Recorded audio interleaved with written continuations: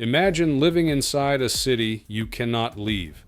A city with no windows facing outward, no connection to the banking system, no access to the internet, no ability to call home whenever you choose. A city that sits on water in the middle of an ocean, thousands of miles from the nearest hospital, the nearest grocery store, the nearest therapist's office, and no one is coming to resupply you for the next 4 months.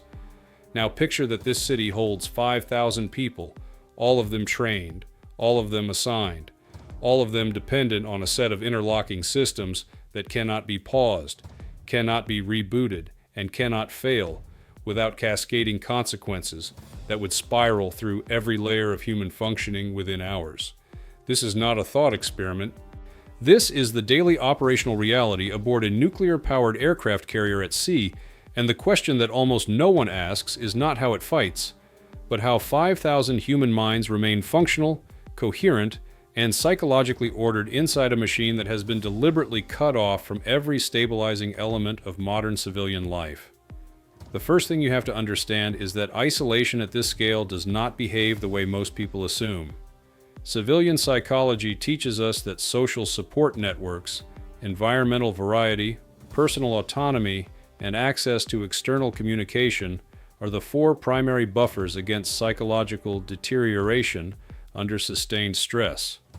An aircraft carrier at sea, operating under emissions control protocols during sensitive phases of deployment, can systematically remove all 4 of those buffers simultaneously.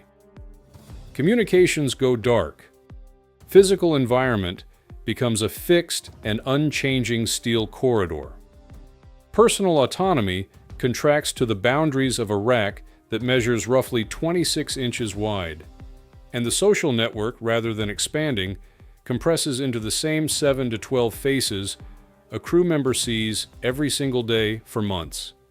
Here is what most people never consider. The carrier's designers understood this problem before the ship was ever built, and the psychological stability systems embedded inside the vessel are not afterthoughts.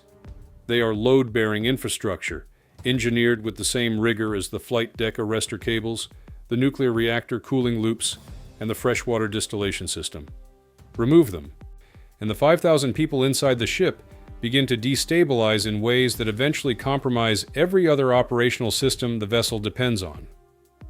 This is where civilian logic collapses, because in civilian architecture, psychology is a soft science. On a carrier, it is a hard engineering constraint. Begin with the most foundational layer, the management of time. Aboard a carrier at sea, time does not behave the way it does on land. There is no sunrise through a bedroom window. There is no change in ambient temperature that signals morning versus evening. There is no commute, no external social cue, no variation in lighting between the mess deck at 0300 and the mess deck at 1400. Left unmanaged, the human circadian system, the internal clock that governs hormone regulation, sleep architecture, emotional regulation, a cognitive performance and immune response begins to drift within 72 hours under conditions of constant artificial light and fixed temperature environments. Drift in one person is a medical issue. Drift in 5,000 people in staggered duty rotations is an operational catastrophe, because a carrier does not run on a single shift. It runs on an 18-hour working day, divided across watch rotations, and the moment sleep deprivation accumulates past a critical threshold in enough crew members simultaneously, decision latency increases, error rates on technical procedures rise, and interpersonal conflict density, the measure of how frequently small frictions escalate into disciplinary situations, begins to spike. The carrier addresses this not through willpower or discipline alone, but through an engineered lighting architecture. Specific compartments are tuned to specific spectral outputs depending on their function and the time of day relative to the watch cycle. Blue spectrum lighting in work areas suppresses melatonin and maintains alertness.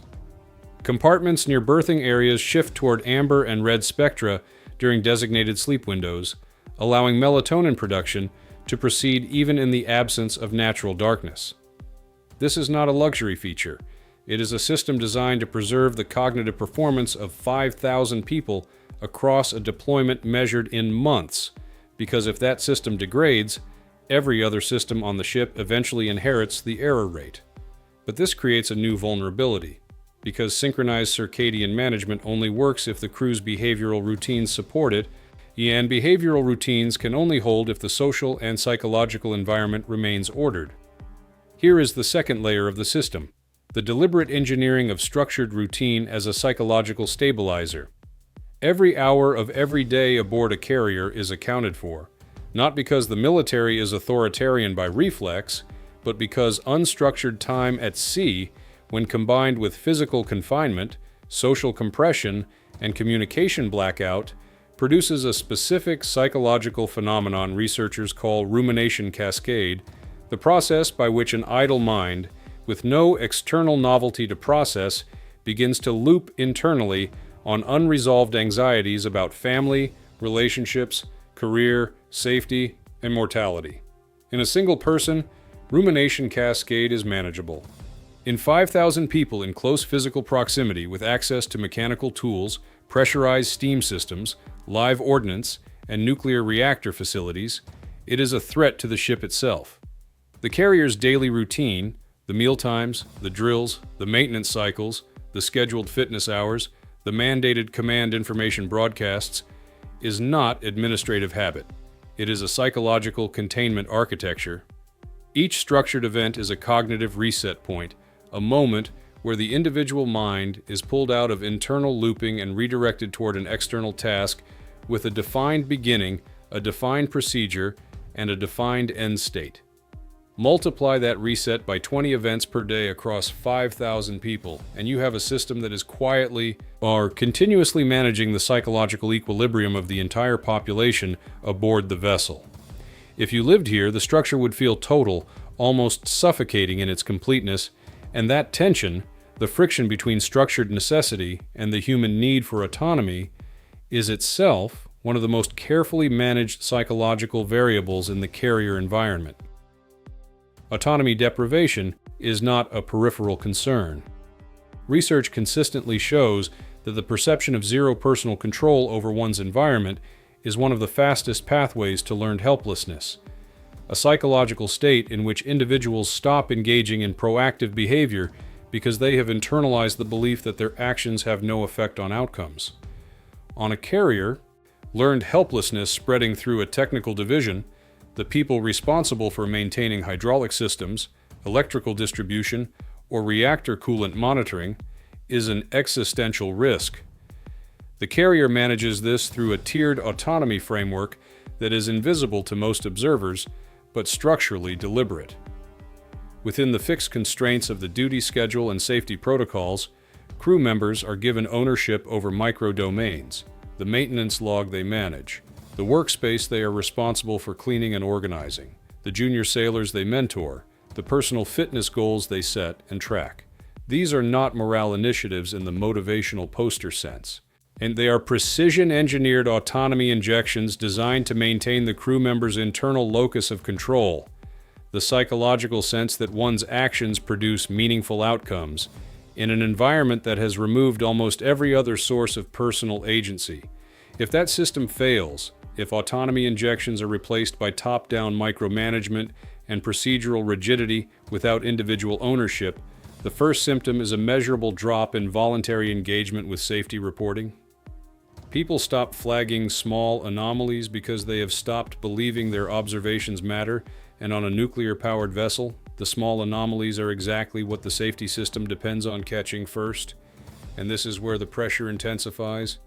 Because the psychological architecture of the carrier does not operate in isolation from the physical architecture, and the physical architecture of the carrier introduces stressors that have no civilian equivalent. Consider the noise environment. An aircraft carrier in active flight operations produces a sustained ambient noise level between 90 and 140 decibels, depending on proximity to the flight deck, the catapult systems, the jet blast deflectors, and the arresting gear machinery. For crew members working in those spaces, hearing protection is mandatory and enforced. But noise at those levels does not stop at the threshold of hearing damage.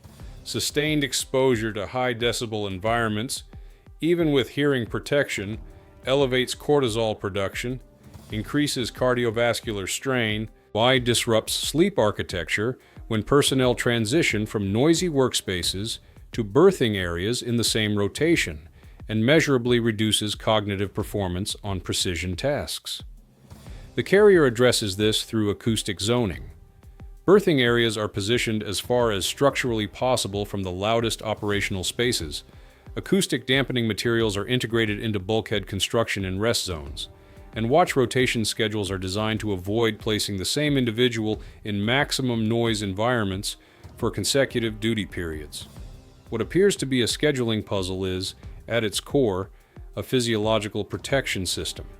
Because a crew member whose cortisol levels have been chronically elevated by unmanaged noise exposure for 60 consecutive days is not performing at the cognitive level required to safely manage the systems they are responsible for.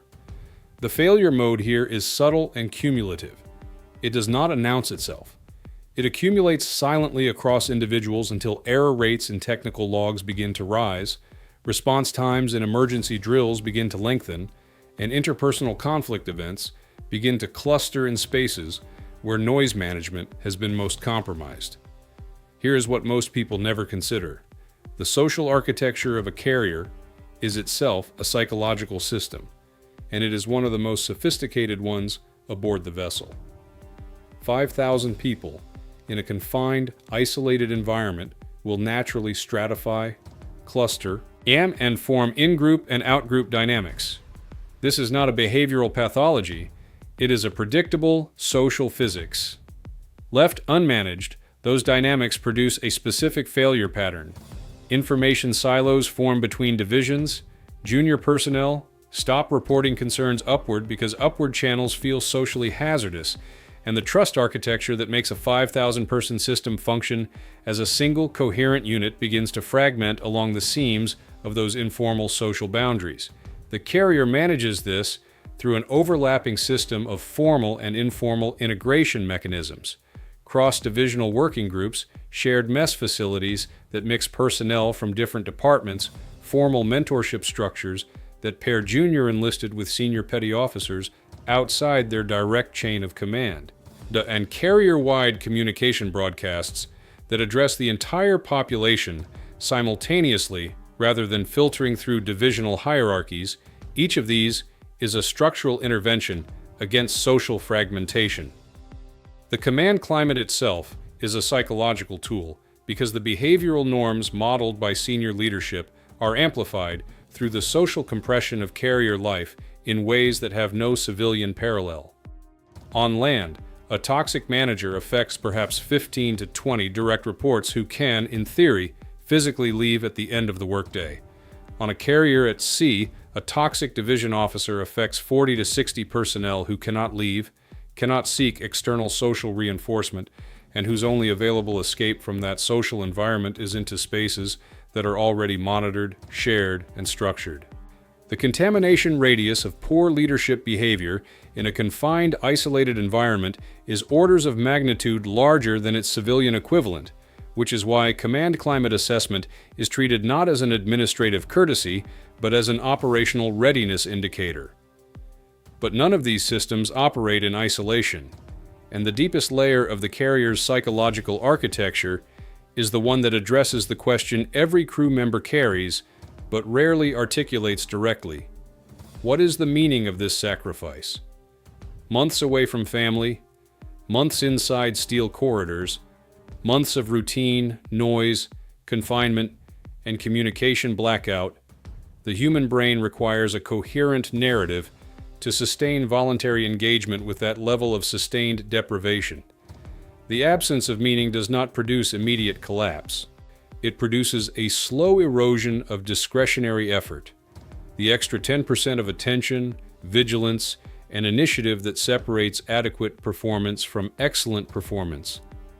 And on a carrier, discretionary effort is the margin between a system that catches small problems before they become large ones and a system that discovers large problems after it is too late. The carrier's mission framing, its ceremony structures, its recognition systems, and even the physical design of its public spaces. The placement of historical photographs, unit insignia, and operational achievement displays along high-traffic corridors are not decorative. They are a continuous ambient narrative infrastructure designed to maintain the crew members' conscious connection to a purpose larger than the immediate discomfort of the environment. If you stripped that infrastructure away and replaced it with purely functional corridors and purely transactional communication, you would not see immediate performance collapse. You would see a slow statistical drift in 100 small indicators across a dozen systems, and by the time it became undeniable, the carrier would have been operating at degraded psychological capacity for weeks. What makes this entire architecture remarkable is not any single system within it, it is the integration. The circadian light management feeds the watch rotation scheduling, which feeds the noise exposure management, which feeds the autonomy framework, which feeds the social integration architecture, which feeds the meaning infrastructure. And every layer is designed with the explicit understanding that the 5,000 people inside this vessel are the most critical and most fragile system aboard it. The reactors can be repaired. The catapult systems can be overhauled. The arresting cables can be replaced. The human cognitive and psychological systems, once they reach critical degradation in enough individuals simultaneously, cannot be patched with a maintenance cycle. They require the continuous input of a designed environment, and that environment must be maintained at sea, under communications blackout, without resupply, without external professional support, for months at a time. The carrier is, in this precise and engineering accurate sense, a self-contained psychological civilization, a vessel that does not merely carry human beings across hostile waters, but actively engineers the internal conditions required for those human beings to remain coherent, functional, and capable across the full duration of a deployment. What remains largely unexplored, even within the operational literature, is how that psychological architecture scales and adapts when the deployment parameters change, when communications blackout extends beyond planned duration, when casualty events alter the social fabric of specific divisions, when the structured routine is disrupted by sustained high-tempo operations for weeks rather than days. The carrier has systems for those contingencies too, but how deeply they have been tested and how much margin they actually carry is a question the vessel has not yet fully answered.